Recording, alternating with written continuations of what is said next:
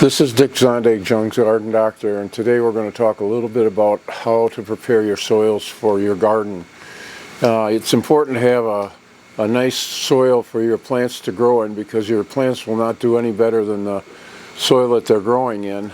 We'll talk a little bit about the different types of soil and what you can do.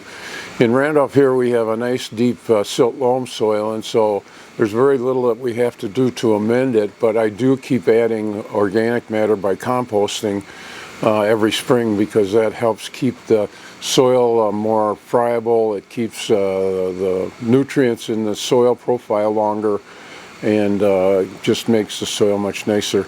If you have a clay soil, there are a few things that you can do to adjust the soil. The first thing that I would do is I would put a layer of maybe a 3 or 4 inch layer of some kind of compost, well-rotted manure, or peat moss is pretty expensive, but any kind of organic matter, and then put an inch or two of sand on top of that, and then work it into the top 6 inches of soil.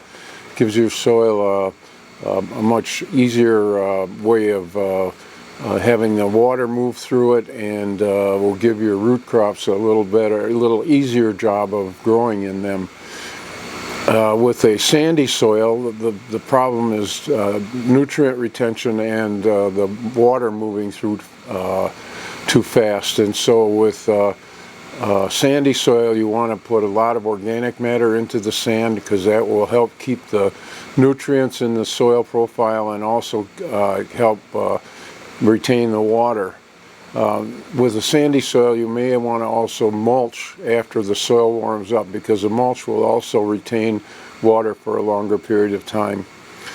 A little about composting. The best time to make compost is in the fall, when you have leaves or grass clippings or things like that. And the way that you do that is, if you have leaves, you want to shred the leaves so that there's a lot of surface area for your microorganisms to work on. So you can do that by either purchasing a leaf shredder, or you can just run it through your lawnmower a couple times. The pieces of leaves should be about the size of a dime or a nickel in size, and that way the microorganisms that do the decomposition will have much more surface area to work on.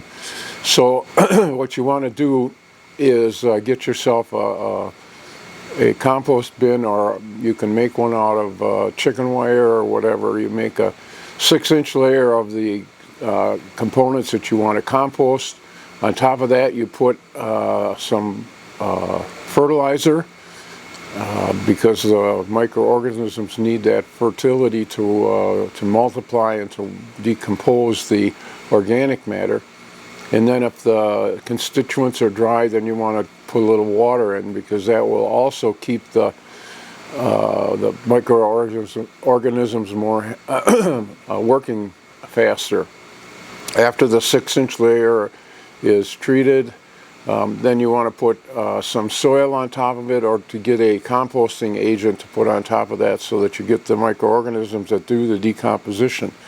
Then you just put another 6-inch layer of organic matter, your moisture if you need to add water, and fertilizer, and then the soil or the inoculant. And by doing that in layers, you can get the composting going. And in about 3 or 4 weeks, you want to turn the compost so that you get things mixed up. And the way that you can tell if your compost is ready to use in the garden next spring is if you can't recognize the constituents that went into the compost pile. If the leaves are still very recognizable, leave the compost pile untouched, and incorporate it next spring.